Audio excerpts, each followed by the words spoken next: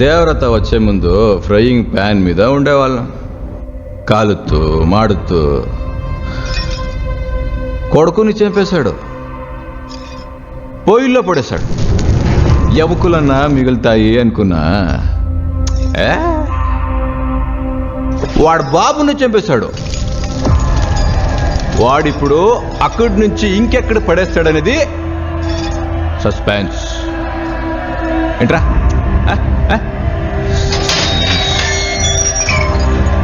అన్నా అన్న అన్న అన్న అన్న చిన్నప్పుడు వాడికి ఒక పేరు పెట్టావు కదా, ఏంటది? మర్చిపోయాను. ఒకసారి గుర్తొచ్చేస్తావా? అదే గర్వంగా ఒక పేరు పెట్టావు కదా, ఏంటి పేరుది? ఏంటి చెప్పన్నా, చెప్పు.